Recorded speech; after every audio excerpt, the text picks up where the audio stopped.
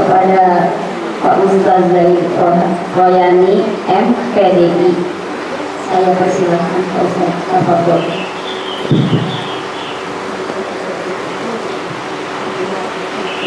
Baik, Bapak Ibu sekalian, kita mulai kajian kita.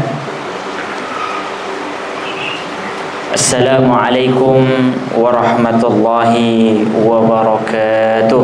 Waalaikumsalam warahmatullahi wabarakatuh.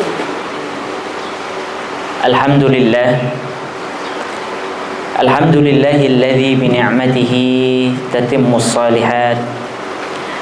Alhamdulillahi hamdan katsiran tayyiban mubarakan fih. Nahmaduhu subhanahu wa nashkuruhu wa min kulli dhanbin nastaghfiruh. Wa nashhadu an la ilaha illallah wahdahu la syarika lah. Wa nashhadu anna Muhammadan abduhu wa rasuluh. Subhanaka la ilma lana illa ma 'allamtana innaka antal alimul hakim. Allahumma anfa'na bima 'allamtana wa 'allimna ma yanfa'una wa zidna 'ilman tanfa'una bihi ya rabbal alamin. Allahumma ati nufusana taqwaha wa zakkiha anta khairu man zakkaha anta waliyuha wa maulaha ya rabbal alamin. Yang kami hormati Ketua Pengurus Muslimah Al-Irsyad Bekasi, Ibu Halimah Bawazir. Yang kami hormati seluruh jamaah Majelis Taklim Khadijah juga Ibu ya. Ya. Dan seluruh ibu-ibu yang hadir di tempat ini, maka bersyukur kita kepada Allah Subhanahu wa taala atas segala limpahan nikmat yang Allah karuniakan kepada kita semua. Di antara kenikmatan-kenikmatan yang patut untuk kita syukuri setelah nikmatul iman wal Islam, nikmat iman dan keislaman, maka selanjutnya yaitu adalah nikmatul afiyah. Apa Ibu? Nikmatul afiyah.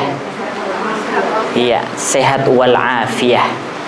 Karena apa ibu-ibu sekalian, tanpa nikmat al-afiyah, kesehatan, keselamatan, maka kita tidak bisa melakukan berbagai macam ketaatan kepada Allah, aktivitas-aktivitas kita.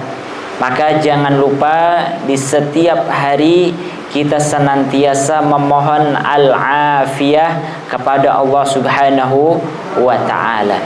Kalau kita memohon tentang sesuatu, maka sertakan permohonan tentang al-afiyah. Sebagai inspirasi, ada sebuah Imam Ahmad bin Hanbal rahimahullah, beliau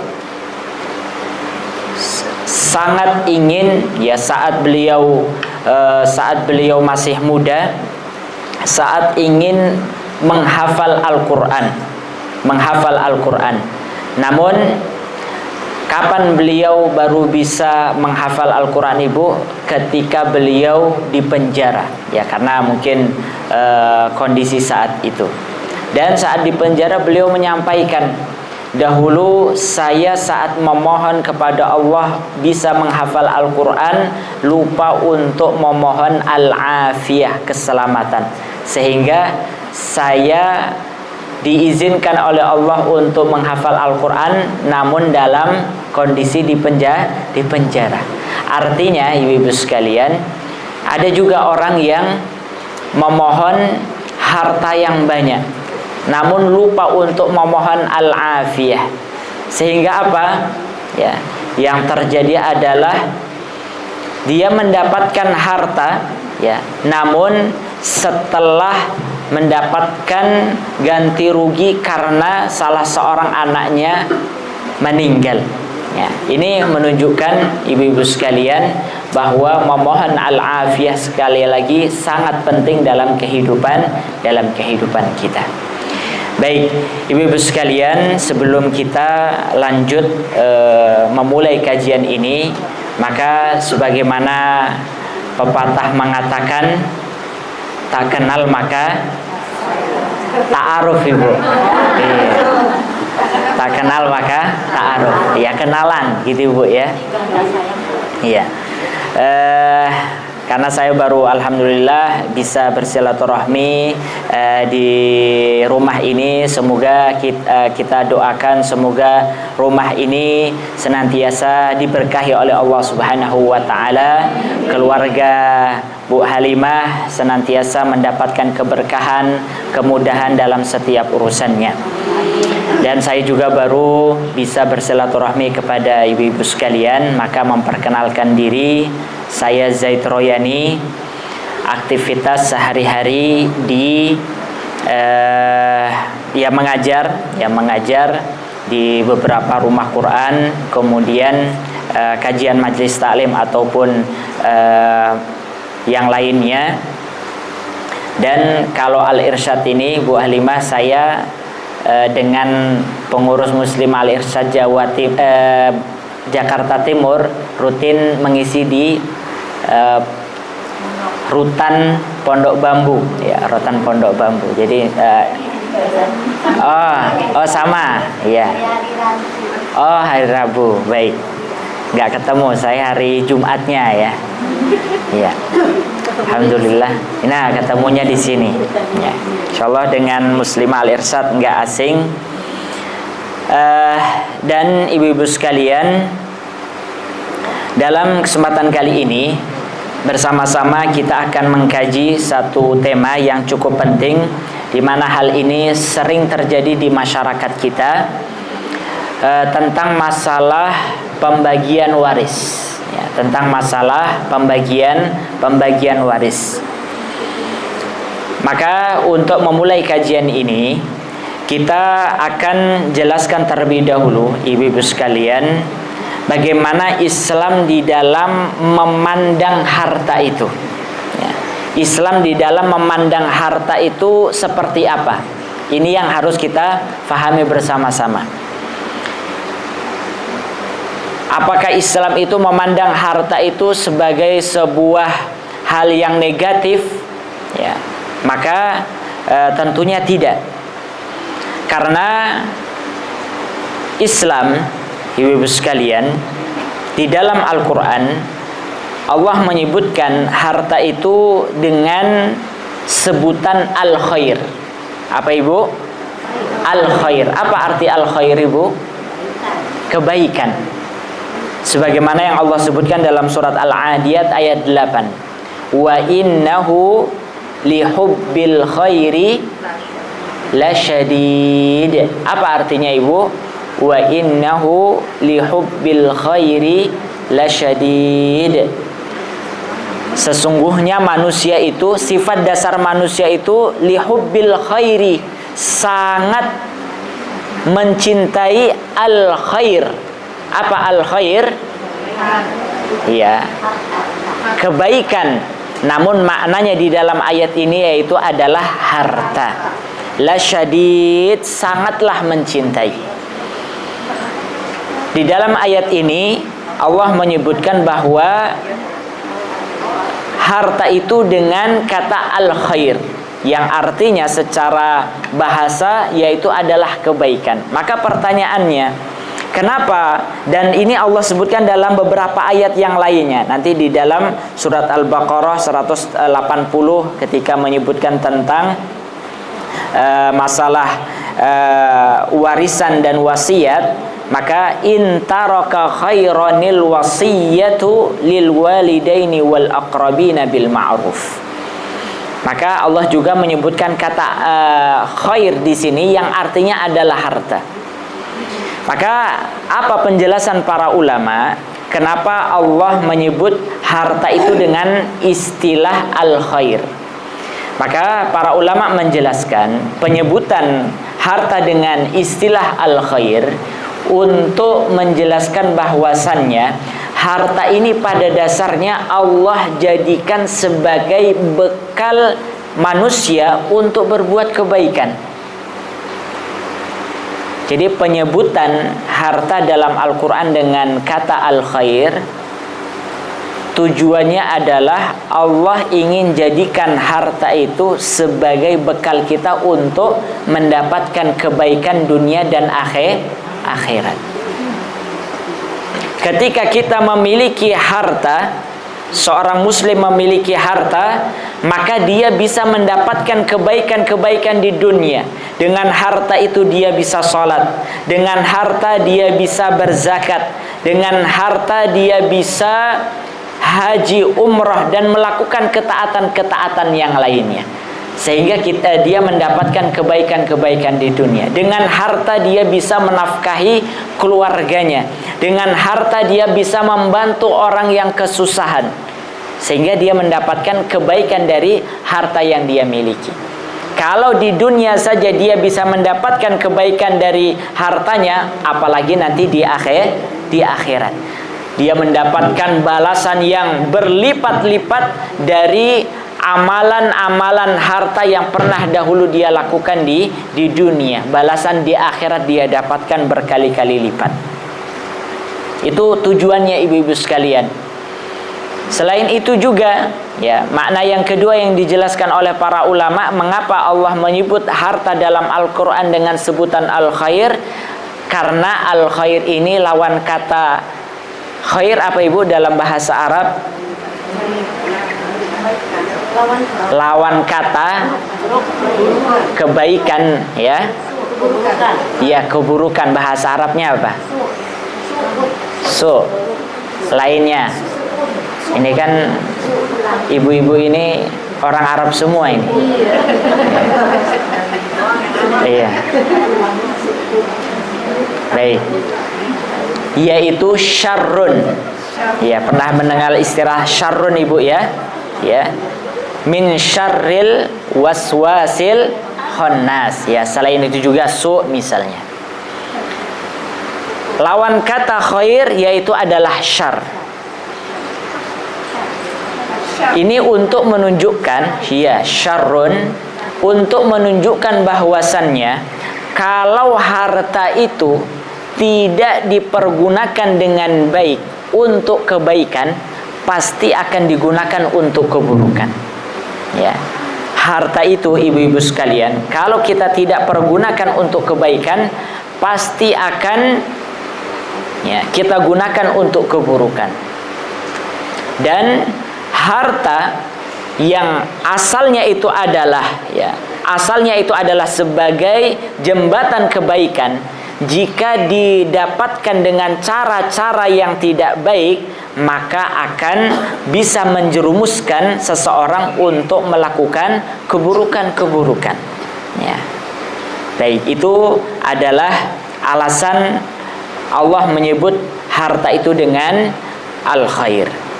Dan begitu pula, intinya Islam memandang bahwasanya harta ini adalah sumber kebaikan yang bisa kita jadikan sebagai modal untuk mendapatkan kebaikan dunia dan akhirat. Dan begitu pula ibu-ibu sekalian, Islam itu sangat menghargai ataupun memandang harta itu untuk hal-hal yang baik, ya, untuk hal-hal yang baik. Sehingga di dalam Islam kita dilarang untuk menyia-nyiakan harta. Betul nggak ibu? Ada larangan kita untuk melakukan tabdzir, sebagaimana dalam surat Al-Isra ayat 26 hingga 27. Coba yang bawa Al-Quran dibawa ibu, dibaca surat Al-Isra ayat 26-27.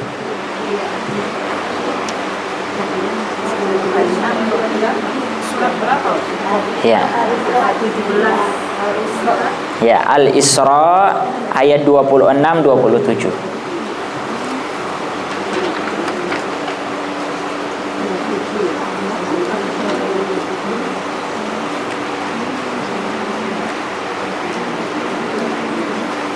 Ya.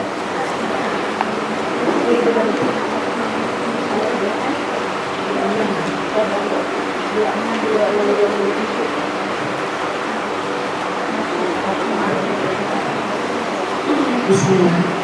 Dan berikanlah haknya kepada kerabat dekat, juga kepada orang miskin dan orang yang dalam perjalanan. Dan janganlah kamu menghambur-hamburkan hartamu secara boros.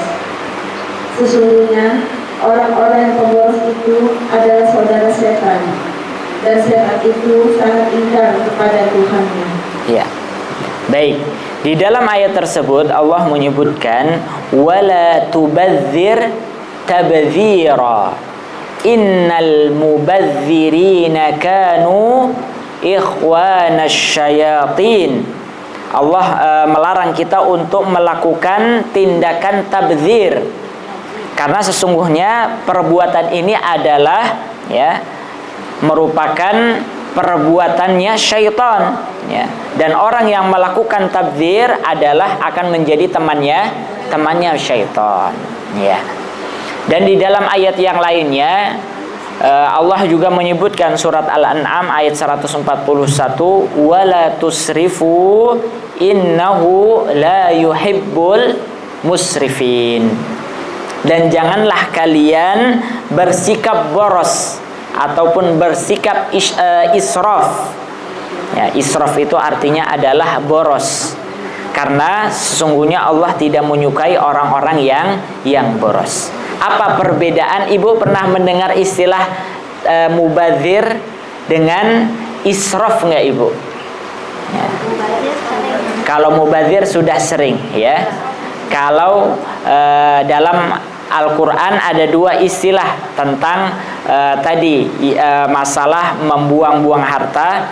Istilah pertama mubadzir itu tadi, dan yang kedua adalah musrifin, orang yang melakukan perbuatan israf ya. Ya, israf itu sama juga artinya ya boros itu tadi. Apa perbedaan keduanya? Kalau israf itu, ibu-ibu, dijelaskan oleh para ulama, pengertian israf itu adalah sarfu syai' fi ma yanbaghi zaidan ala ma yanbaghi.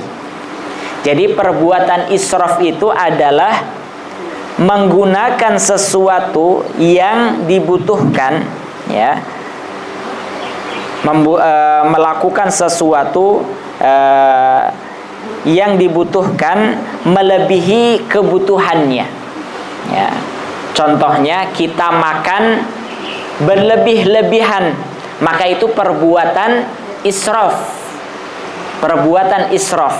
Jadi kalau kita tadi makan ambil sebanyak-banyaknya, padahal kita hanya butuhnya itu hanya 1 centong saja, tapi kita ambil 10 centong misalnya.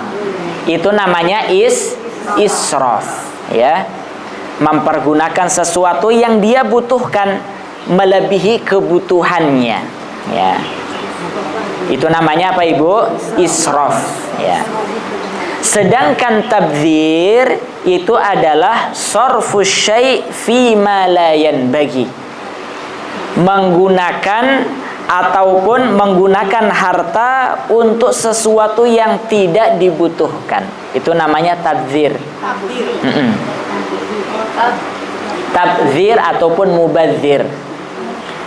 Jadi kalau misalnya kita jangan mubadzir dong, itu sebenarnya artinya adalah kita tidak boleh ya, kita nggak butuh sesuatu tapi kita beli. Nah itu namanya mubadzir Ibu. Kita nggak butuh tapi kita beli. Nah itu namanya mubadzir. Iya. Bagaimana Ibu? Menggunakan harta yang tidak dibutuhkan. Iya.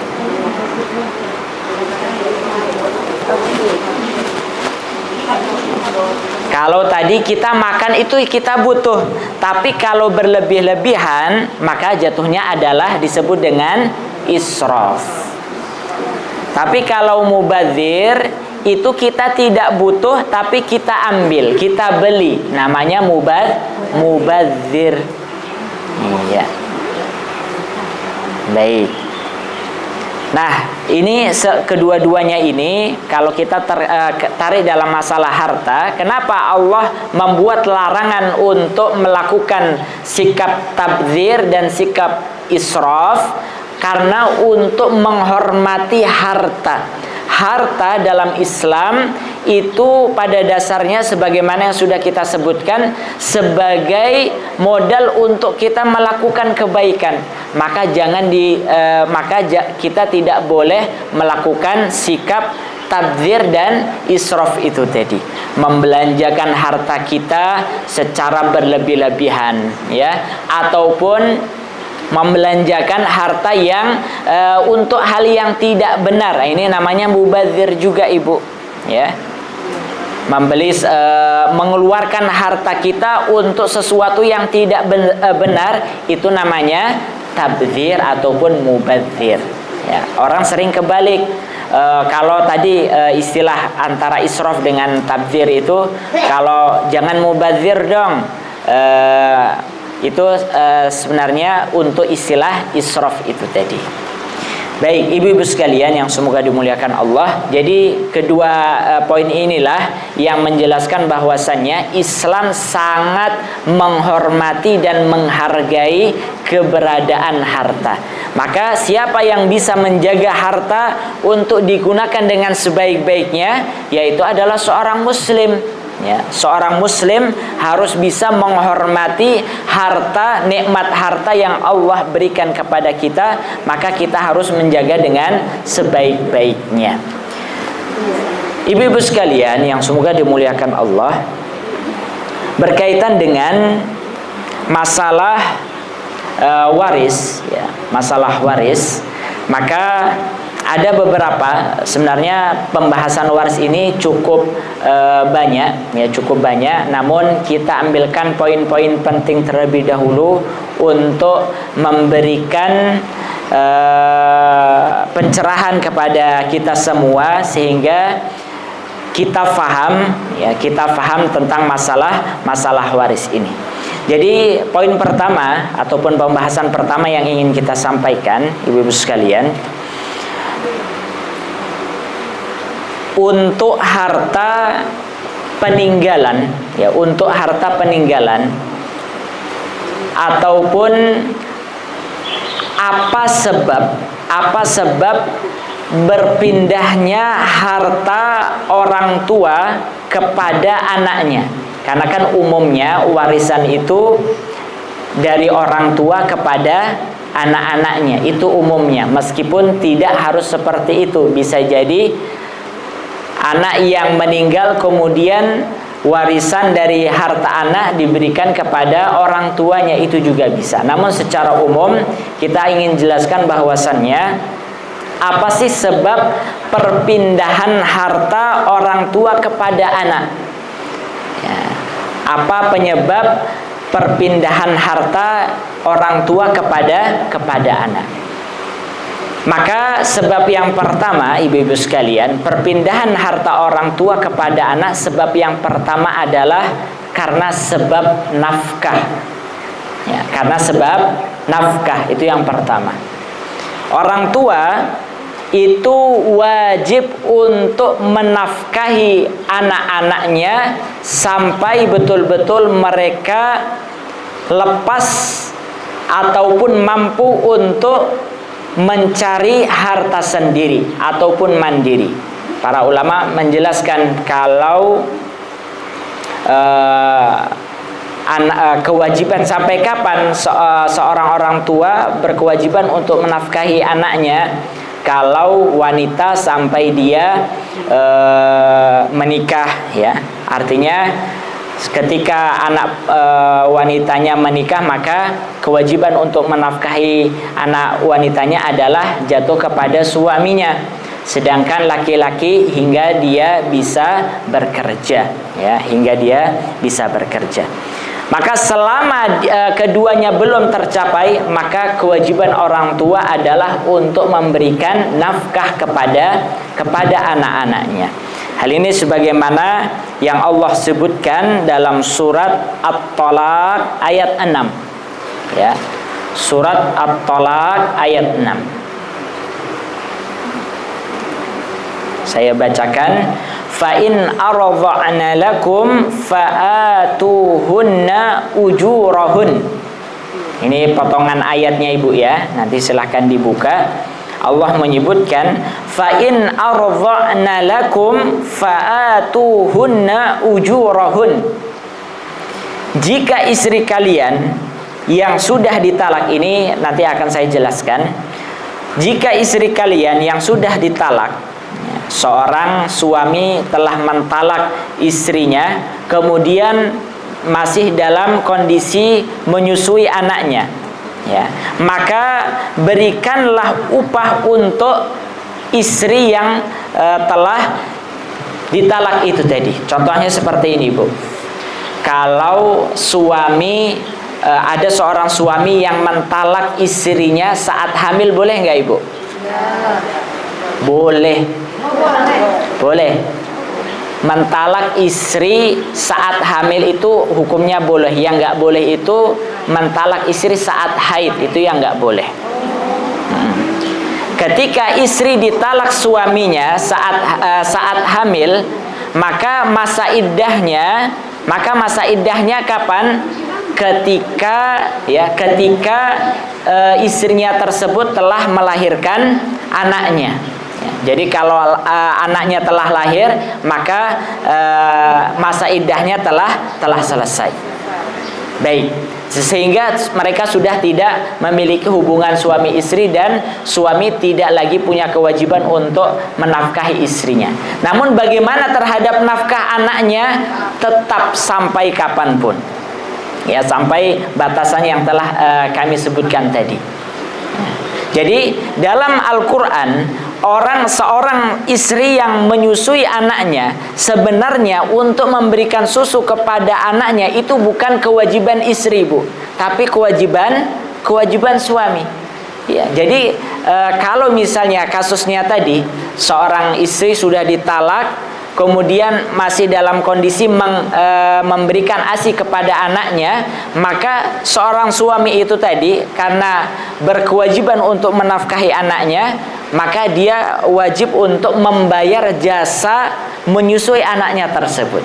Ini ayat makna dari surat At-Thalaq ayat 6 itu tadi.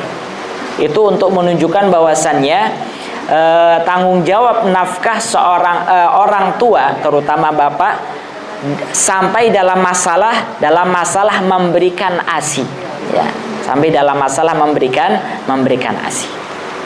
Baik, Ibu-ibu sekalian yang semoga dimuliakan Allah, maka yang sering terjadi itu apa, Ibu? Ya, ketika terjadi perceraian antara suami istri, maka suaminya sudah nggak mau bertanggung jawab lagi terhadap nafkah istrinya, termasuk juga terhadap nafkah anak-anaknya. Ini adalah kekeliruan, ya. Artinya dia berdosa. Karena apa? Karena kewajiban untuk menafkahi anak itu tetap ada pada menjadi kewajiban orang tua. Sehingga ketika orang tua memberikan nafkah kepada anaknya, misalnya dia berikan nafkahnya 1 bulan berapa? 10 juta misalnya untuk anaknya, maka itu dia memindahkan harta pribadinya kepada anaknya dengan sebab nafkah. Ini sebab yang pertama, Ibu. Sebab yang kedua, perpindahan harta orang tua kepada anak, yaitu adalah karena sebab hibah atau hadiah. Sebab yang kedua, perpindahan harta orang tua kepada anak, yaitu adalah disebabkan hadiah ataupun hibah. Misalnya contoh, orang tua menghadiahkan ataupun menghibahkan sebagian hartanya kepada anaknya. Maka ini artinya orang tua memindahkan kepemilikan harta miliknya kepada anaknya itu. Maka itu juga diperbolehkan dalam Islam. Namun ada beberapa catatan dalam masalah hibah orang tua kepada anak ini, Ibu. Yang pertama catatannya adalah, ya, catatan orang tua boleh menghibahkan hartanya kepada anaknya, catatannya adalah harus sama rata antara satu anak dengan anak yang lainnya, tidak boleh dibeda-bedakan. Ya, misalnya contoh, dia punya orang tua punya 3 anak. Anak pertamanya diberikan rumah, diberikan hibah rumah, ya. Maka yang kedua anaknya tidak diberikan, maka ini tidak boleh, Ibu. Ya, ini tidak boleh. Suatu ketika ada sahabat Nu'man bin Bashir. Ya, Nu'man bin Bashir itu menyampaikan kepada Rasulullah, "Wahai Rasulullah, berkenankah engkau menjadi saksi? Aku ingin menghibahkan hartaku kepada salah seorang anakku." Maka Rasulullah menjawab, "Apakah kamu memiliki anak yang lainnya dan engkau memberikan harta yang sama?" Maka sahabat Nu'man bin Bashir menjawab, "Saya memiliki anak yang lainnya namun saya tidak berikan." Maka apa jawab Rasulullah? "Fala tushhiduni idzan fa inni la ashhadu ala jawr." Kalau gitu saya nggak mau menjadi saksi, karena saya tidak mau menjadi saksi atas perbuatan zalim. Jadi memberikan hibah kepada salah satu anak dengan tidak memberikan hibah kepada anak yang lainnya ini adalah perbuatan yang dilarang di dalam agama. Harus sama rata, Ibu. Kalau satunya diberikan rumah, ya lainnya juga harus diberikan rumah. Ya. Kalau dalam bentuk harta, maka setidaknya nilainya sama. Ya, ini catatan pertama dalam masalah hibah orang tua kepada anak-anaknya. Karena ini yang sering terjadi di masyarakat, Ibu. Orang tua memberikan hibah ke salah satu anaknya, sehingga ketika orang tuanya meninggal, maka ributlah di antara anak-anaknya, terjadi perselisihan, pertikaian dan lain sebagainya. Maka untuk menjaga hal itu semua, maka Islam memberikan aturan dalam masalah hibah ini. Kemudian hibah juga, Ibu-ibu sekalian, aturan yang lainnya dalam masalah hibah ini, hibah itu bersifat lazim ataupun mengikat ketika telah diserah terimakan. Jadi harta hibah orang tua kepada anaknya, ya, itu baru bersifat mengikat ataupun lazim ketika telah diserah terimakan. Contohnya, ibu-ibu sekalian, orang tua menyampaikan, "Nak, saya ingin ataupun saya mau memberikan kebunku yang di daerah sana untuk kamu, tapi belum diserah terimakan." Kalau tanda serah terimanya misalnya dengan perpindahan balik nama dan lain sebagainya, boleh itu dijadikan sebagai patokan serah terima suatu harta. Kalau belum terjadi serah terima, maka belum bersifat mengikat. Artinya pemberian tersebut bisa jadi dalam satu waktu dibatalkan, boleh, ketika belum diserah terimakan. Suatu ketika sahabat Abu Bakar As-Siddiq radhiyallahu an pernah menghadiahkan sebuah kebun kepada putrinya Aisyah, ibunda Aisyah radhiyallahu anha. Namun hal itu belum diserah terimakan, baru sekedar dijanjikan, belum diserah terimakan. Maka di akhir hayat sahabat Abu Bakar, beliau menyampaikan, "Wahai putriku, dahulu aku pernah menjanjikan kepadamu sebuah lahan, ya, ataupun tanah, namun belum aku serah terimakan. Maka oleh karena itu saya tarik kembali dan jadikan itu sebagai harta warisan." Jadi kalau ya harta hibah orang tua kepada anak itu baru bisa menjadi hak milik anak ketika telah diserah terimakan, ibu-ibu. Jadi kalau dalam masalah ini anak yang mendapatkan hibah, maka harus segera diurus serah terimanya. Bisa jadi dalam bentuk pindah balik nama dan seterusnya. Baik, adapun catatan yang ketiga dalam masalah hibah ini, Ibu, ya, hibah itu baru sah untuk dilakukan ketika pemberi hibah dalam kondisi sehat walafiat. Ya. Tidak boleh dalam kondisi sakit berat parah yang diperkirakan dia akan meninggal dunia. Ya. Jadi hibah itu berlaku, ya, dianggap sah ketika pemberi hibah itu dalam kondisi sehat. Ya. Tidak dalam kondisi sakit parah yang diperkirakan akan meninggal dunia. Misalnya contoh, seorang orang tua sudah terbaring di rumah sakit, kemudian baru menyampaikan saya ingin menghibahkan ini kepada si fulan. Itu nggak boleh, karena jatuhnya itu adalah wasiat namanya. Ya, baik. Jadi hibah harus dalam kondisi, pemberi hibah harus dalam kondisi sehat ketika menghibahkan hartanya. Baik, ibu-ibu sekalian, ini sebab kedua dari sebab terjadinya perpindahan harta orang tua kepada anak. Baru yang ketiga, sebab ketiga yaitu adalah karena sebab warisan. Ya. Sebab warisan. Ya. Pertama tadi adalah nafkah, yang kedua apa Ibu? Hibah, dan yang ketiga adalah warisan. Warisan itu terjadi perpindahan harta orang tua kepada anaknya setelah orang tua meninggal. Sedangkan hibah tadi perpindahan harta orang tua kepada anaknya saat orang tua masih dalam kondisi sehat, ya, dan itu harus diserah terimakan. Sedangkan yang pertama nafkah itu adalah kewajiban bagi orang tua untuk menafkahi anaknya. Baik, ibu-ibu sekalian yang semoga dimuliakan Allah, ini adalah ketiga sebab, ya, ketiga sebab terjadinya perpindahan harta orang tua kepada anak, ya, kepada anak.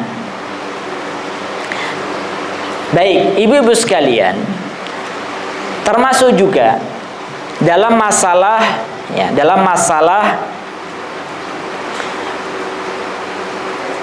pembagian waris ini, ya, pembagian waris, karena sering terjadi, ya, orang itu dalam masalah waris ini tidak mau diatur pembagiannya berdasarkan aturan Islam ataupun aturan Allah Subhanahu wa taala. Ataupun sering orang memahami bahwasannya harta warisan ini yang berhak membaginya itu adalah orang tua, ya. Contohnya misalnya ada orang tua yang nggak suka kepada salah satu anaknya, kemudian dia berkata, nanti kamu nggak bakal dapat waris misalnya, kamu saya coret dari kakak, nggak bisa dapat waris misalnya, ya. Ataupun sebab-sebab yang lainnya.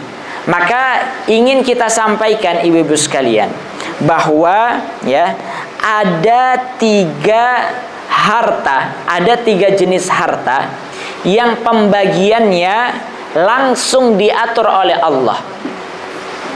Ada tiga jenis harta yang pembagiannya, yang mengaturnya Allah langsung, ya.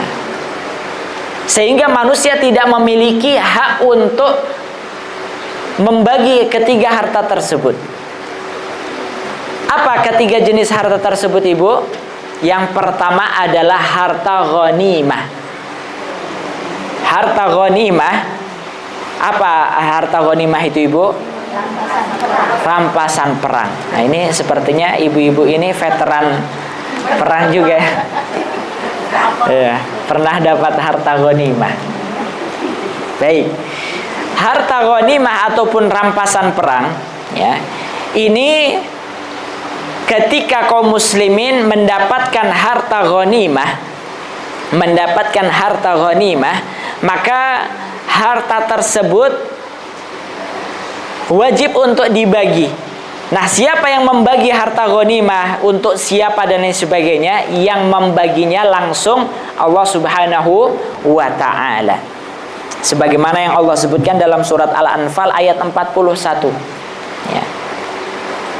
Surat Al-Anfal ayat 41. Allah berfirman, "Wa'lamu annama ghanimtum min syai'in fa anna lillahi khumusahu walirrasuli walidhil qurba wal yatama wal masakini wabnis sabil in kuntum amantum billah" ila akhiril ayah. Di dalam ayat ini, surat Al-Anfal ayat 41, Allah yang langsung menjelaskan pembagian harta ghanimah itu. Sehingga manusia nggak bisa ngatur, harta ghanimah untuk si ini nggak bisa. Pembagiannya yang langsung mengatur adalah Allah Subhanahu wa ta'ala. Ini yang pertama. Yang kedua, yaitu adalah harta zakat. Ya. Jenis harta yang kedua yang pembagiannya langsung Allah yang mengaturnya itu adalah harta zakat, Ibu. Dalilnya dalam surat apa, Ibu? Pembagian harta zakat untuk siapa saja harta zakat itu? Ya. Surat At-Taubah ayat 60. Ya. Innamas shadaqatu lil fuqara'i wal masakini wal 'amilina 'alaiha wal mu'allafati qulubuhum wa fir riqabi wal gharimina wa fi sabilillahi wa ibnis sabil fariidatan minallah wallahu alimun hakim. Harta zakat yang dikumpulkan dari kaum muslimin, orang-orang yang telah terkena kewajiban zakat, itu untuk dipergunakan untuk siapa? Diberikan untuk siapa? Kita nggak bisa, manusia nggak bisa ngatur sendiri. Harta zakat itu untuk presiden misalnya, nggak bisa. Untuk menteri misalnya, nggak bisa, ya. Atau yang lainnya. Yang mengatur dan menetapkan sudah ditetapkan, yaitu adalah Allah Subhanahu wa ta'ala.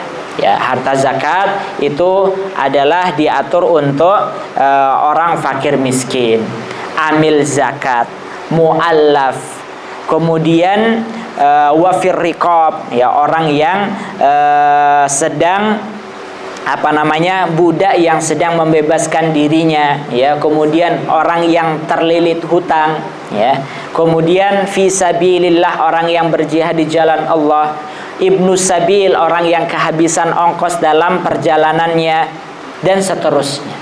Ini sudah ditetapkan pembagiannya oleh Allah. Dan yang ketiga, jenis harta yang ketiga, Ibu, yaitu adalah harta waris. Harta waris juga demikian. Pembagiannya siapa saja yang berhak mendapatkan harta waris, yaitu adalah ahli waris, sudah ditetapkan oleh Allah. Siapa-siapanya. Kemudian jatah masing-masing mereka juga sudah ditetapkan oleh Allah. Sehingga manusia nggak bisa membuat aturan sendiri dalam masalah harta waris. Ya. Bahwa laki-laki mendapatkan 2 bagian dari perempuan. Ini yang menetapkan siapa? Allah, ya, yang menetapkan Allah. Kalau seorang istri seorang suami meninggal, kemudian istrinya mendapatkan berapa dari peninggalan harta suami, maka demikian juga sudah ditetapkan oleh Allah Subhanahu wa ta'ala. Maka manusia tidak bisa mengatur sendiri dalam masalah warisan ini. Makanya tadi kalau ada orang tua, saya nggak mau anak saya yang ini mendapat harta warisan dari saya, nggak bisa, Ibu.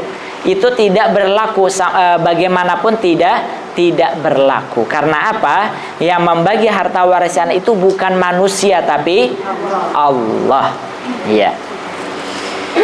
Baik, ibu-ibu sekalian yang semoga dimuliakan Allah.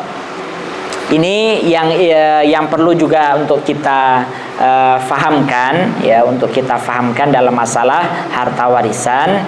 Dan poin terakhir yang seperti yang kita sampaikan yaitu adalah hukum menunda pembagian harta waris, ya, hukum menunda pembagian harta waris. Boleh nggak sih Bu menunda pembagian harta waris itu? Boleh. Hah? Boleh. Nggak boleh? Ya. Siapa yang bilang Ibu? Iya. Baik. Jadi ibu-ibu sekalian, kalau kita ditanya, bolehkah kita menunda pembagian harta waris, maka di sana perlu dirincikan. Ya, perlu perincian dalam masalah ini. Dalam satu kondisi menunda pembagian harta waris itu diperbolehkan. Ya. Baik. Maka kita melihat, ya, menunda pembagian harta waris itu berdasarkan kondisinya. Karena seperti ini Ibu, melakukan pembagian harta waris itu ada tahapannya, ya, ada tahapannya. Ketika seseorang meninggal, misalnya orang tua meninggal, maka sepeninggalnya harta yang dia tinggalkan, ya, apakah itu menjadi seluruhnya menjadi harta waris? Tidak, Ibu. Ketika seorang meninggal, maka harta peninggalannya itu dikurangi terlebih dahulu untuk kepengurusan jenazahnya. Ya, misalnya biaya pengurusan jenazahnya 50 juta untuk beli, sekarang kan makam lumayan mahal Ibu, ya, apalagi yang di mana itu Ibu? Iya, Al-Azhar, ya. Baik, ya. Dan tempat-tempat yang lainnya. Intinya kepengurusan jenazah itu memang membutuhkan biaya, dan biayanya boleh diambilkan dari harta mayit, ya. Harta kepengurusan jenazah itu boleh, ya, diambilkan dari harta mayit. Baik. Kemudian setelah biaya kepengurusan jenazah telah selesai, apakah menjadi harta waris? Belum juga. Dilihat apakah mayit, orang yang meninggal itu memiliki hutang atau tidak. Oh, setelah diumumkan mayit memiliki hutang 1 M. Ember maksudnya, ya. 1 ember maksudnya. Iya. Baik. Ya. Makanya ibu-ibu, ya, suami-suaminya ditanya punya hutang atau enggak, dicatat Ibu, ya. Jangan sampai ada ya suaminya meninggal, banyak yang mengklaim hutang itu. Maka penting ketika seseorang melakukan akad utang piutang harus dicatat, ya. Baik. Maka harus dikurangi terlebih dahulu dari hutang-hutangnya. Setelah hutang-hutangnya selesai, apakah langsung menjadi harta waris? Belum. Apa Ibu? Dilihat apakah mayit atau orang yang meninggal memiliki wasiat atau tidak. Ya, memiliki wasiat atau tidak. Kalau memiliki wasiat, misalnya contoh, si mayit dahulu saat hidupnya berwasiat, nah, kalau saya meninggal, berikan dari hartaku, ya, 100 juta untuk pembangunan masjid di depan, misalnya di depan kompleks misalnya. Itu wasiat, ya, itu wasiat. Harus, ya, wasiat itu harus dijalankan dengan aturan apa? Aturan wasiat itu adalah tidak boleh melebihi 1/3 dari harta peninggalan mayit. Contohnya tadi mayit harta peninggalannya setelah ditotal 1 M, maka untuk menjalankan wasiatnya maksimal itu adalah 1/3-nya, ya, 1/3-nya. Kalau katakan mudahnya tadi hutangnya 1 M, kemudian dipotong hutangnya 100 juta, maka tersisa 900.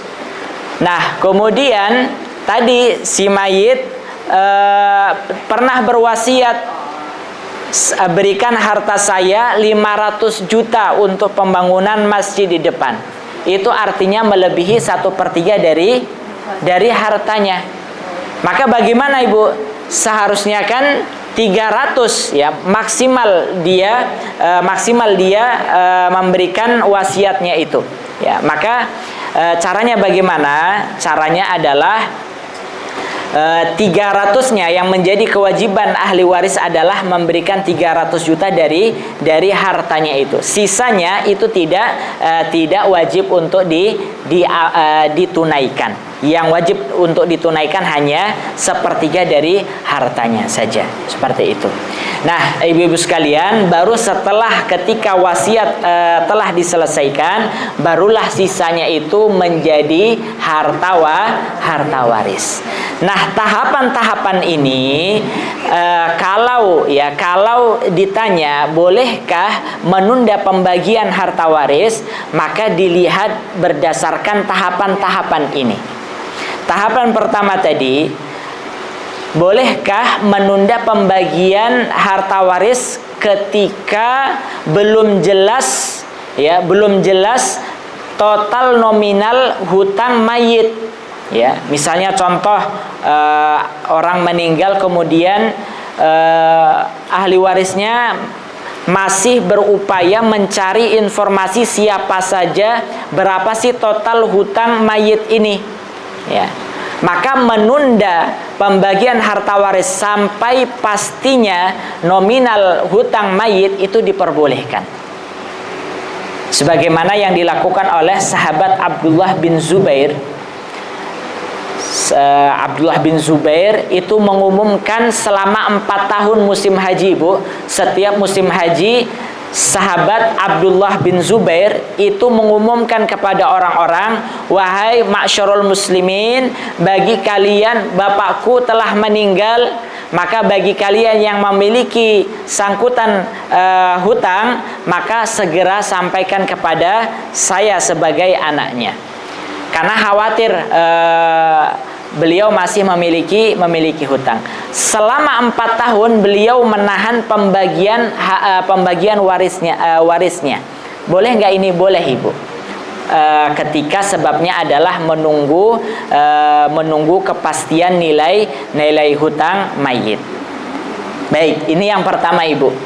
Yang kedua, kondisi yang kedua yaitu adalah ketika hutangnya sudah diselesaikan semua dan lain sebagainya, ya, tinggal pembagian waris, ya, tinggal pembagian waris. Maka bolehkah kalau misalnya ini hartanya sudah semuanya, wasiat sudah, hutang sudah, tinggal pembagian waris, boleh nggak menunda pembagian waris ketika seluruhnya sudah selesai semua? Maka para ulama menjelaskan secara umum menunda pembagian waris yang sudah siap untuk dibagi tidak boleh hukumnya, kecuali dengan beberapa keadaan ataupun catatan. Contohnya, keadaan yang pertama yaitu adalah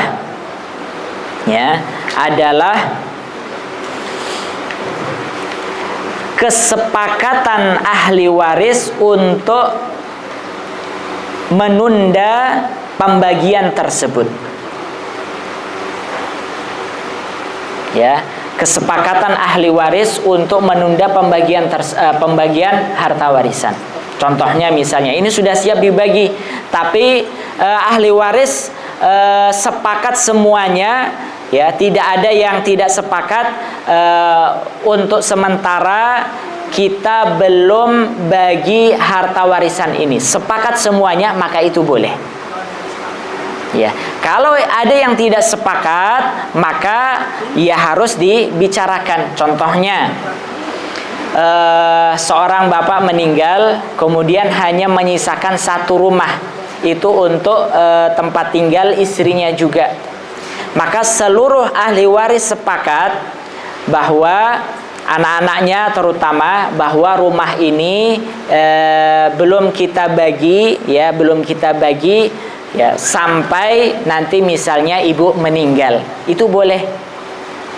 Dengan catatan apa ibu? Seluruh ahli waris sepakat.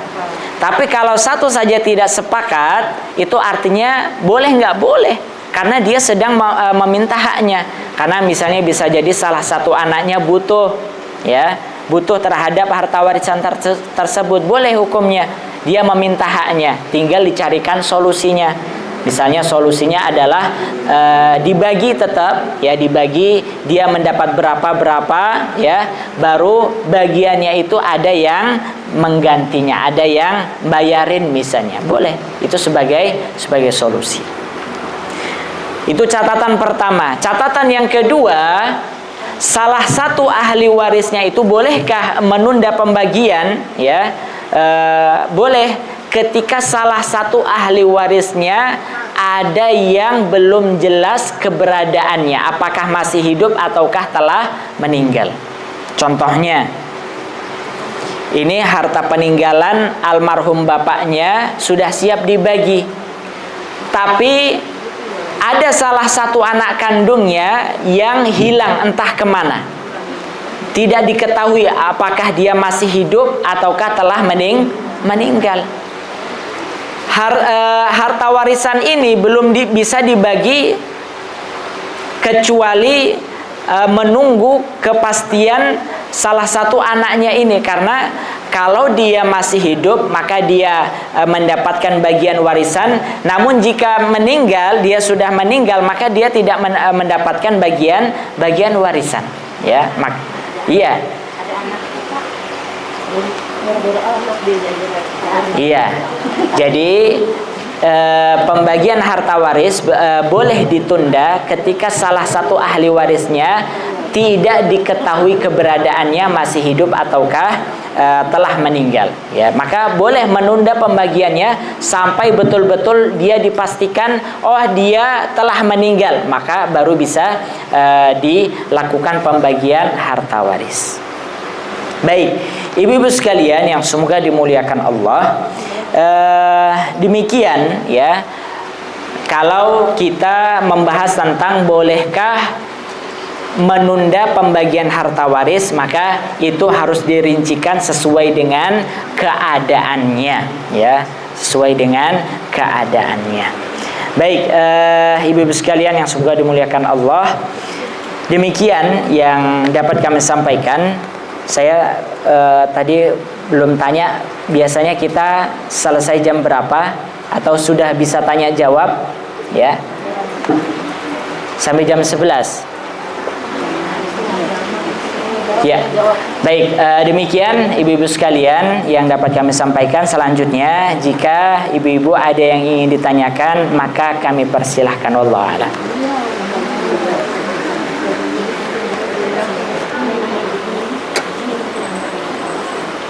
Terima kasih kepada Ustaz.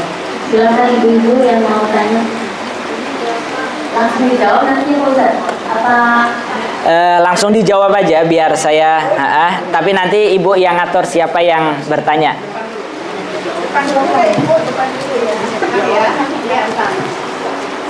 Assalamualaikum warahmatullahi wabarakatuh. Waalaikumsalam warahmatullahi wabarakatuh.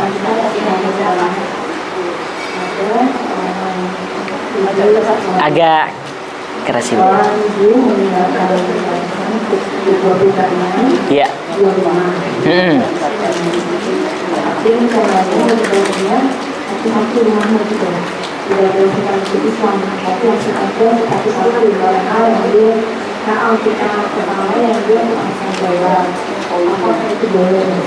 Ya. Baik, ibu, saya jawab. Jadi pertanyaannya, seorang ibu memiliki 2 rumah. Dia ingin rumah itu dibagi anaknya 2, laki-laki 2, ya, laki-lakinya 2. Kemudian kedua rumah itu untuk anak pertama, rumah kedua untuk anak kedua, seperti itu. Boleh enggak? Jawabannya, kalau mau menggunakan, kalau pemberian itu adalah waris, artinya pembagian itu adalah terjadi setelah ibu meninggal. Contohnya, ibunya meninggal kemudian tanpa sebelumnya menghibahkan dan lain sebagainya, maka jatuhnya waris. Kalau waris, maka harta tersebut menjadi hak ahli waris, ya, menjadi hak ahli waris. Yang mana ahli waris itu bisa jadi tidak cuma kedua putranya saja, ya, bisa jadi ibunya masih memiliki orang tua ataupun saudara dan lain sebagainya. Maka ketika itu jatuhnya adalah waris, maka harta tersebut tidak hanya dibagikan untuk kedua anaknya saja, melainkan untuk ahli waris yang lain. Tetap kedua anaknya mendapatkan harta warisan, namun harus juga dibagi kepada ahli waris yang lainnya. Betul, sesuai dengan aturan hukum waris. Itu kalau ibunya tidak, semasa hidupnya tidak melakukan hibah kepada anak-anaknya. Tapi sebaliknya, kalau semasa hidupnya dengan syarat tadi masih sehat, kemudian sudah diserah terimakan, ya, kemudian apalagi ibu harus sama rata, maka contohnya saat ibunya masih sehat, dia menyampaikan kedua putranya, nah, ini rumah ini untuk kamu dan rumah yang di sana untuk kamu yang anak kedua, maka jatuhnya adalah hibah, ya, sehingga harus tertulis, ya, harus tertulis karena syarat tadi harus diserah terimakan, ya, diserah terimakan, dan untuk menghindari konflik dan lain sebagainya, ya. Kalau sudah pernah dihibahkan semasa hidupnya, maka itu bukan menjadi warisan tapi menjadi hibah, seperti itu ibu, dan itu boleh. Tapi diserahkannya nanti ketika nggak boleh. Hibah itu harus diserah terimakan saat masih hidup, ya, dan masih sehat. Iya, wallahu a'lam. Baik, yang lain? Iya. Ya. Assalamualaikum warahmatullahi wabarakatuh. Waalaikumsalam warahmatullahi. Saya ingin menanyakan, Ustaz, bagaimana hukumnya bila kedua orang tua sudah sehat, sedangkan harta belum dibagikan karena dipegang oleh salah satu anak yang berada. Tapi anak yang berada itu memberikan kelayakan bagi mereka yang kekurangan. Ya. Itu hukumnya bagaimana, Ustaz? Ya. Terus apakah pemberian kelayakan itu disamakan dengan warisan atau sendiri-sendiri? Ya. Terima kasih, Pak Ustaz. Baik, ibu-ibu sekalian, kalau orang tua memiliki harta, ya, memiliki harta, sepeninggalnya harta warisan tersebut, ya, harta warisan tersebut saat masih hidup orang tuanya tidak pernah menyampaikan bahwasanya hartanya itu diwakafkan untuk keluarga, anak keturunannya dan lain sebagainya, maka itu jatuhnya adalah harta waris. Harta waris, ya, harta waris harus dibagi, ya, harus dibagi, sehingga tidak bisa dikelola oleh salah satu ahli warisnya saja. Harus dibagi, ya. Kecuali ketika orang tua semasa hidupnya telah mewakafkan. Nah, ini yang saya sebenarnya ingin sampaikan ke banyak orang. Kalau orang tua memiliki aset yang banyak, perusahaan dan lain sebagainya, kemudian khawatir kalau ini dijadikan sebagai harta warisan, ya, sepeninggalnya, kemudian itu dibagi ke masing-masing ahli warisnya, khawatir tidak bisa merawat dan lain sebagainya, akhirnya harta warisannya habis begitu saja. Maka untuk kekhawatirannya itu orang tua memilih pilihan yaitu wakaf keturunan. Ada istilah apa Ibu? Wakaf keturunan ataupun wakaf dzurri namanya. Wakaf ahli. Contohnya orang tua punya perusahaan ABCD misalnya, ya. Maka kalau ini diwariskan, dibagi segala macam, khawatir habis begitu saja. Maka agar tidak habis begitu saja, perusahaannya itu diwakafkan. Keuntungan dari pengelolaan perusahaannya itu dibagikan kepada seluruh ahli warisnya. Maka ini boleh hukumnya Ibu.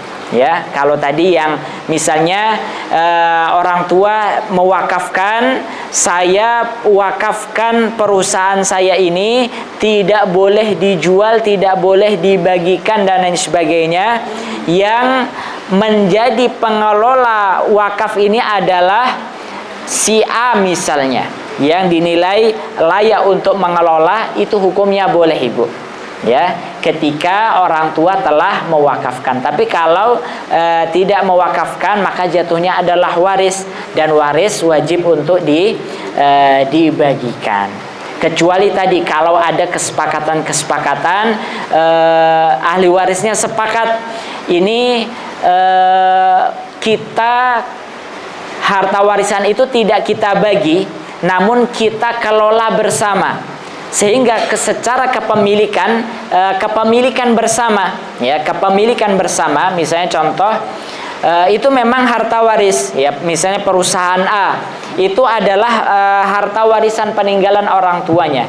Namun oleh ahli warisnya sepakat itu dikelola bersama-sama, kemudian keuntungannya dibagi rata, dibagi sesuai kesepakatan mereka, itu juga boleh.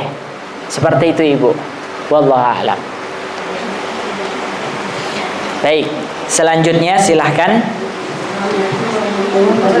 Iya, setelah nanti Ibu. Silahkan Ibu. Ya.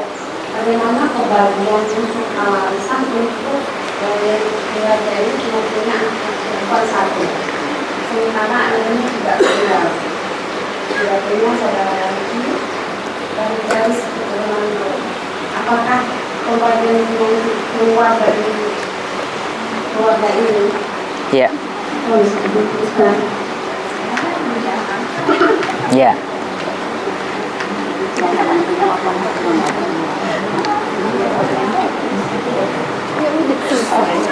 Baik, ibu-ibu sekalian. Jadi kalau misalnya ada istilah kalalah, ya, istilah kalalah itu seseorang, ya, seorang anak, dia tidak memiliki saudara, ya, saudara itu istilahnya adalah kalalah. Bagaimana cara pembagiannya? Kalau anak perempuan, ya, anak perempuan,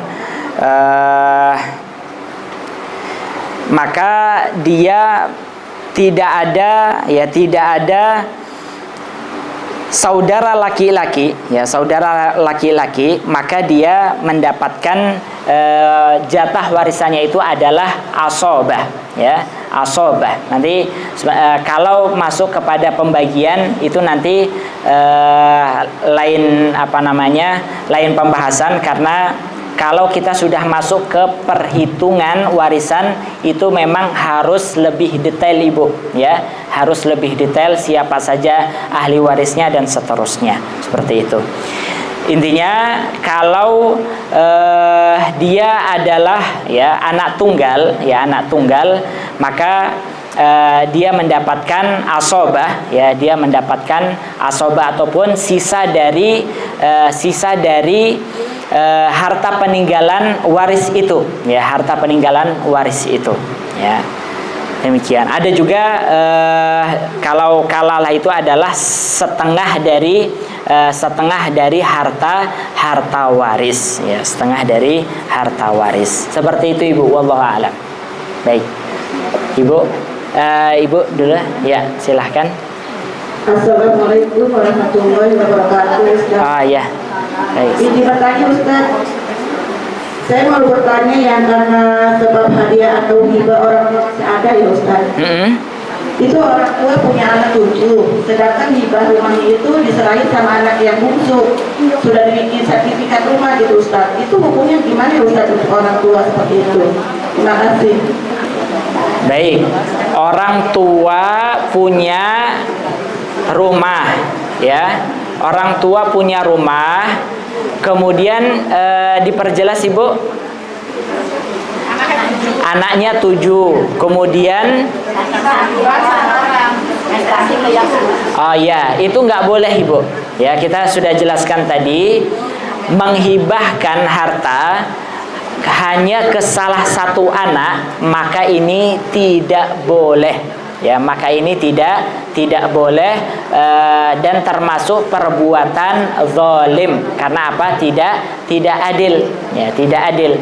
Maka ini tidak boleh, ya. Kalau yang lainnya ikhlas, ya, kalau yang lainnya ikhlas, artinya seperti ini, ya. Artinya secara hukum memberikan hibah kepada salah satu anak, ya, tanpa memberi yang lainnya, maka itu tindakan yang dilarang di dalam agama. Kalaupun saudara yang lainnya mengikhlaskan, maka langkah terbaiknya sebenarnya yaitu adalah memberikan, kalau misalnya asetnya ataupun hartanya satu rumah misalnya, ya sudah, disampaikan kepada seluruh anaknya, misalnya ke-7 anaknya, rumah ini saya hibahkan, masing-masing kalian mendapatkan jatah sama. Misalnya rumah itu nilainya 70 juta, ya, masing-masing punya bagian 10 juta. Setelah itu urusan ke-6 saudaranya mengikhlaskan bagiannya untuk anak bungsunya, itu hal yang kedua. Yang penting langkah pertama orang tua, karena kan biasanya bagaimanapun terkadang orang itu ikhlasnya di akhir, gitu kan, ikhlasnya di akhir, ya sudahlah dan sebagainya. Maka tetap pada perbuatan yang pertama, hanya memberikan hibah ke salah satu anak itu tidak diperbolehkan, ya, tidak diperbolehkan. Wallahu a'lam. Baik, Ibu. Assalamualaikum warahmatullahi wabarakatuh. Waalaikumsalam warahmatullahi wabarakatuh. Pak Ustaz, sebetulnya kurang lebih hampir mirip, cuma ini ceritanya lebih nyata ya. Iya. Jadi gini Pak, ada satu keluarga itu punya 2 anak. Iya. 2 anak, lalu si bapaknya meninggal. Hanya warisan tersebut dijatuhkannya pembagiannya itu pada hanya 2 anak. Sedangkan si bapak tersebut mempunyai istri yang masih hidup. Iya.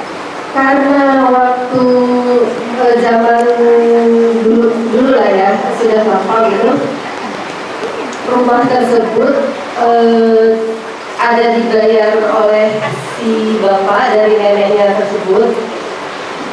Jadi neneknya pun tidak memberikan hak waris terhadap anak tersebut, maksudnya ibunya, gitu. Jadi kan ini nenek, ibu, cucu, gitu kan. Nah, jadi waris tersebut loncat langsung ke cucu. Sedangkan si ibu, anak dari nenek tersebut tidak mendapatkan apapun gitu. Nah, sedangkan lebih krusial lagi lebarnya, si ibu tersebut menikah kembali dan mempunyai anak di luar dari bapak yang memberikan warisan.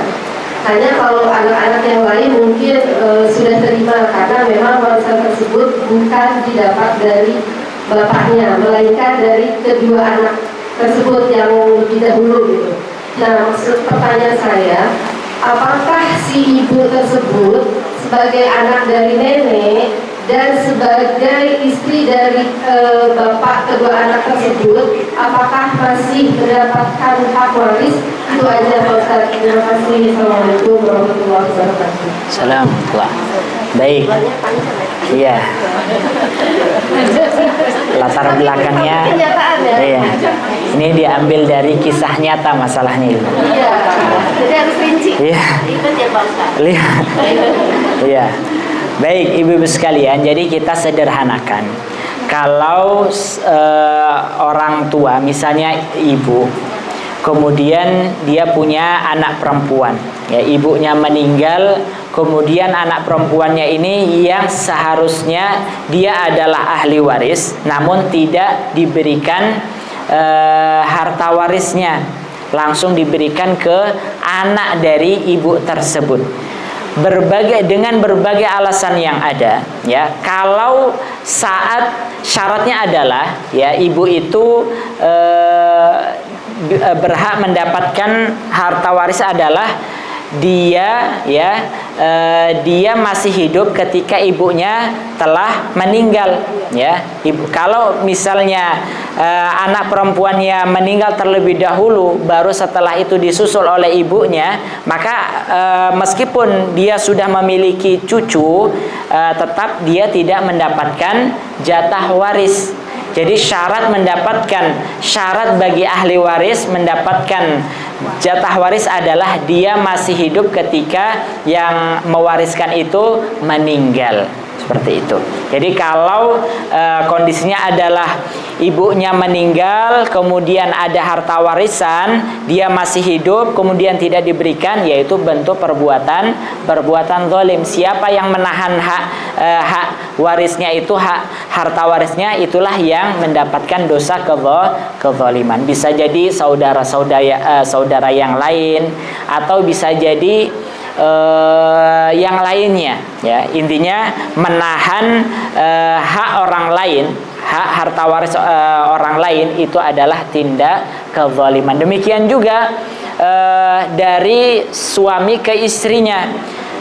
Kalau suami meninggal, ya, kemudian istrinya masih hidup, maka istri berhak mendapatkan jatah waris, kecuali kalau misalnya suami istri bercerai misalnya, ya, bercerai, kemudian suaminya meninggal, maka istri tidak mendapatkan harta waris. Karena apa? Statusnya bukan lagi menjadi istri. Tapi kalau statusnya masih menjadi suami istri, kemudian suaminya meninggal, maka tetap bagaimanapun istri mendapatkan harta waris karena dia termasuk ahli waris. Bagi yang menahan harta warisnya, maka dialah yang berdosa.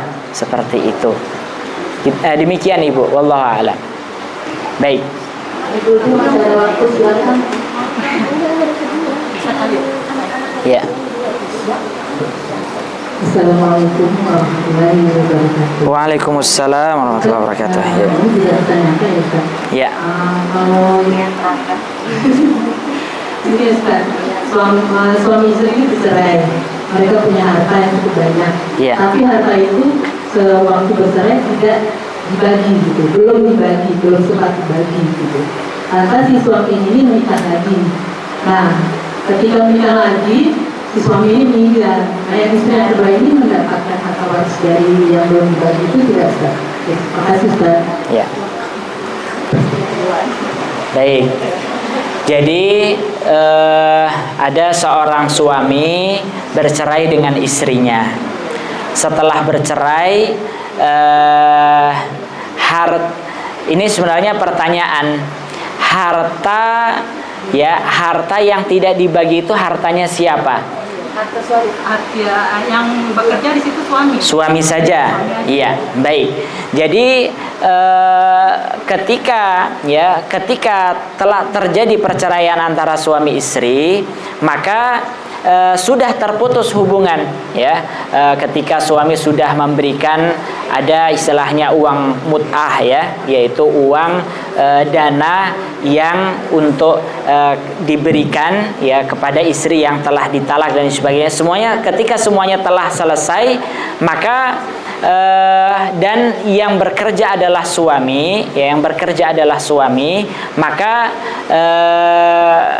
setelah itu suami mau menikah lagi, kemudian meninggal, maka istri pertama tadi tidak mendapatkan harta warisannya. Karena apa? Karena status suami istrinya telah terputus, ya, telah terputus.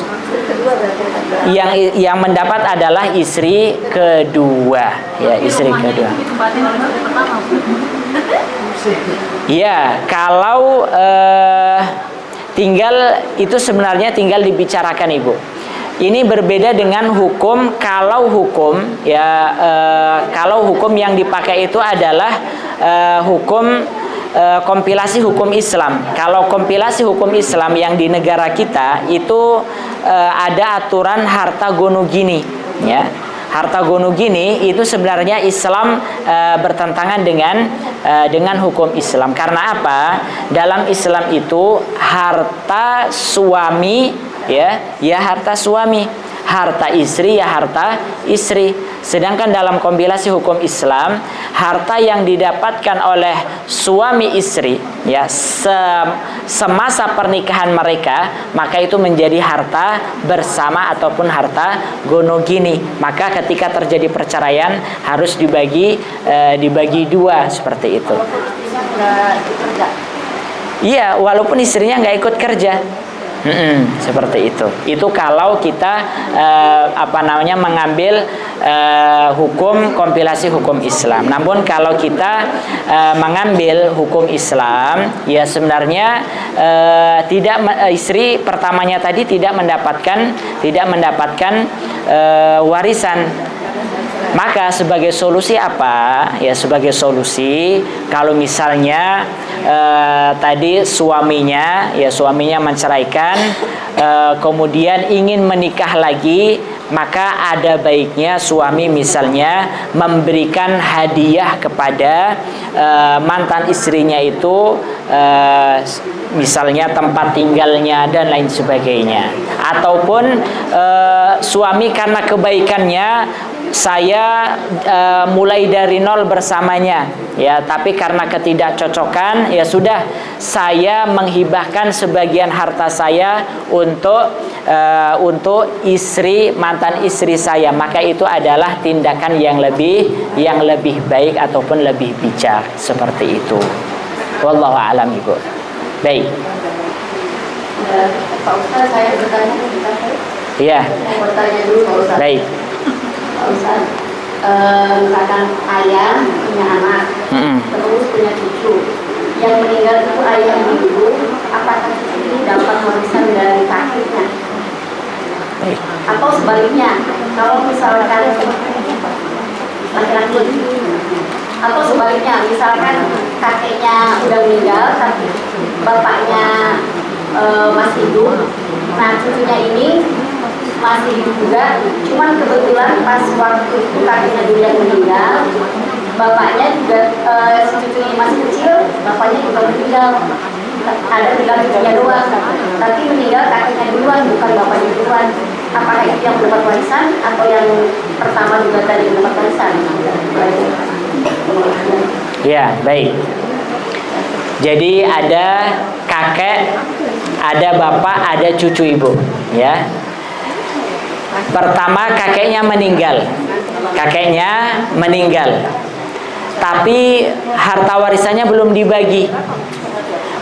dibagi, keburu anaknya meninggal, ya, anaknya meninggal. Maka apakah si cucu mendapatkan dari si cucu mendapatkan harta warisan dari apa? Dari bagian bapaknya, ya, dari bagian bapaknya. Jadi ketika kakeknya tadi meninggal, cucunya ini sebenarnya nggak dapat. Karena apa? Dia termahjub, terhalang karena keberadaan bapaknya. Seperti itu. Kecuali kalau misalnya bapaknya duluan yang meninggal, bisa jadi cucu yang mendapatkan, seperti itu. Jadi kalaupun misalnya kakeknya tadi meninggal, kemudian bapaknya belum mendapatkan jatah warisan, kemudian keburu meninggal, ya, menyusul setelah kakeknya, maka cucu mendapatkan jatah warisan dari bapaknya ini, seperti itu. Yang meninggal duluan tadi enggak ya? Kalau bapaknya meninggal. Iya. Seperti itu. Kalau bapaknya duluan meninggal, maka nggak dapat. Ya, wallahu a'lam. Baik, ada yang lain Ibu? Assalamualaikum Ustaz. Waalaikumsalam. Oh iya Ibu, silakan. Gini Ustaz, kan kita ada keluarga yang punya orang tua. Kebetulan memang rumahnya rumah orang tuanya. Dan setelah besar-besar itu anaknya ada beberapa yang memang berhasil lah, mampu gitu ya. Yeah. Dan anaknya ini berbakti lah istilahnya ke orang tua itu, membangun rumah orang tuanya gitu kan, anak laki-laki. Nah tidak ada, maksudnya dia mah memang ridho ya, tidak berbakti untuk orang tuanya. Terus orang tuanya meninggal kan. Nah setelah meninggal yang berbakti juga pun meninggal, anaknya laki-laki. Nah terus terus rumah ini kan otomatis dibagi ya ke anak-anaknya, tapi memang ada tuntutan dari istrinya anaknya itu minta pengembalian uang pembangunan gitu tadi, jadi itu yang setelah dia renovasi. Apakah itu boleh itu dibagikan dulu apa enggak? Sedangkan dari anaknya sendiri itu tidak ada niat untuk dikembalikan gitu Ustaz. Nah jadi dengan beberapa anak itu kan masih bingung ya. Jadi kita memang kalau mau dijual itu kita harus mengembalikan uang perbaikan itu, atau memang sudah kita bagi sesuai syariatnya gitu. Yeah. Karena ada anak laki-laki dan anak perempuan. Mungkin itu aja Ustaz. Terima kasih. Baik. Itu tidak boleh meminta pengembalian pembangunan Ibu. Karena apa? Si anak itu tadi ketika membangun atau merenov rumah orang tuanya itu adalah hadiah, ya, hadiah untuk orang tuanya. Sehingga itu kembali seluruhnya kepemilikan kepada orang tua. Sehingga ketika orang tua meninggal, maka tidak ada kewajiban untuk mengembalikan harta yang telah diberikan. Itu ibarat orang yang bersedekah, ya, bersedekah kemudian ini adalah tindakan sebagaimana yang dilarang di dalam Islam, ya. La tubtilu shadaqatikum bil manni wal adza. Janganlah kalian membatalkan, menghanguskan pahala sedekah kalian dengan bil manni wal adza, ya. Mengungkit-ungkit pemberian, meminta kembali pemberian, yaitu seolah-olah dia menjilat kembali, ya, ludahnya. Ini perbuatan yang tidak baik. Maka itu tidak secara hukum Islam tidak diperbolehkan, ya, dan tidak sah juga secara hukum Islam seperti itu. Jadi itu murni adalah harta milik orang tuanya dan bisa dibagikan kepada ahli warisnya seperti itu. Wallahu a'lam. Baik. Masih ada satu kesempatan lagi, silakan ibu yang mau bertanya.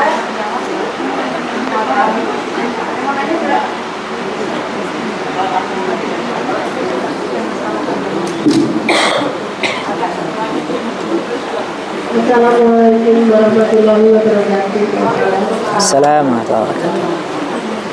Pak Ustadz, ini hukumnya gimana ya? Kebetulan orang tua dua-duanya sudah tidak ada.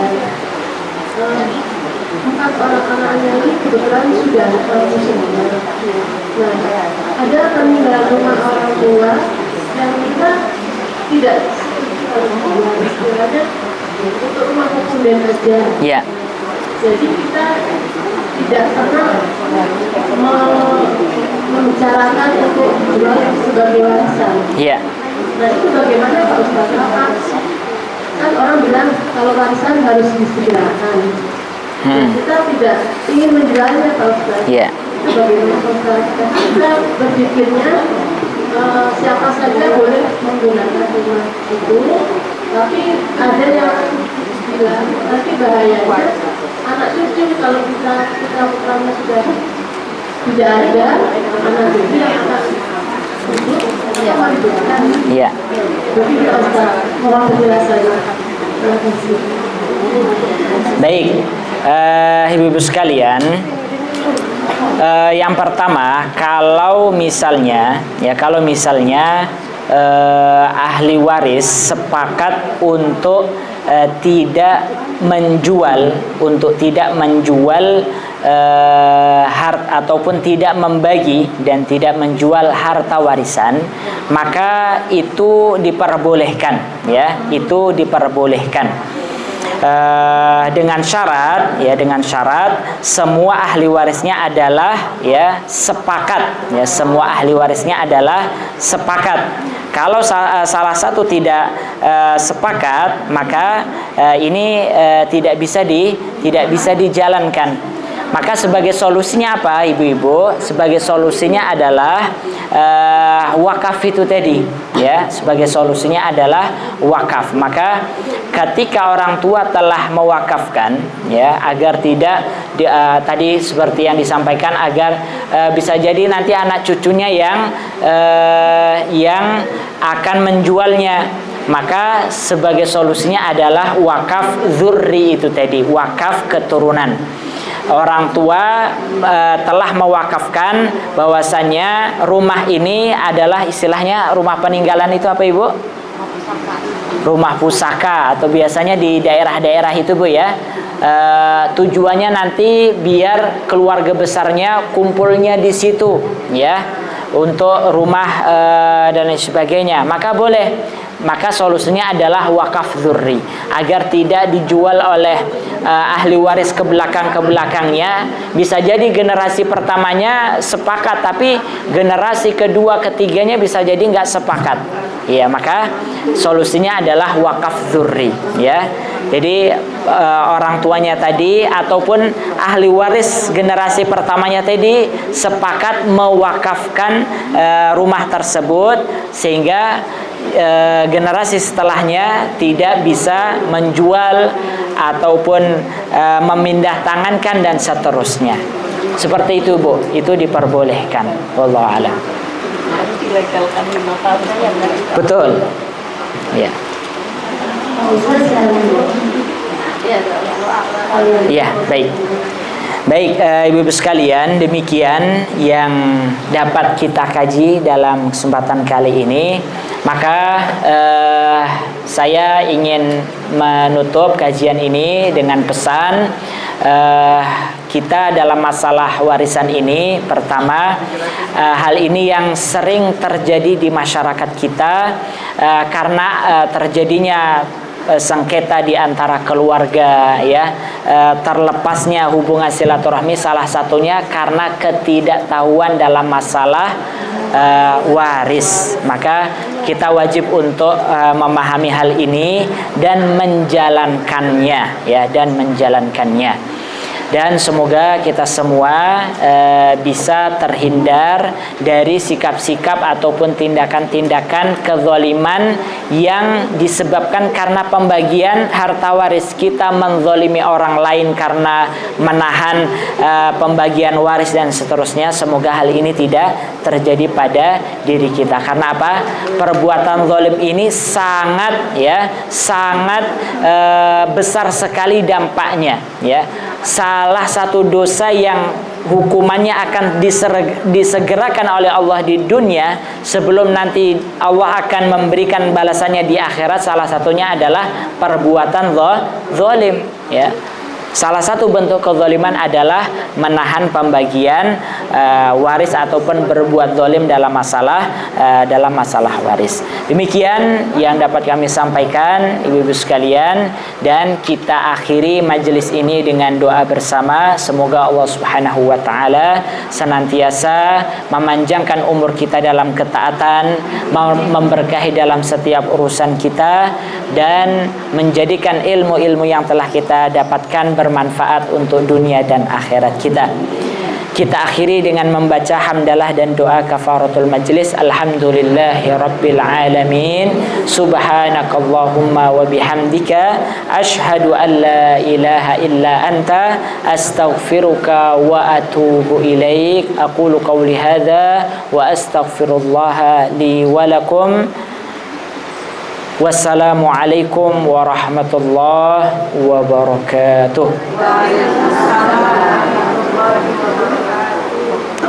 Terima kasih kepada Pak Ustaz yang telah menerangkan tentang hak waris. Mudah-mudahan ibu-ibu sudah mengerti semua.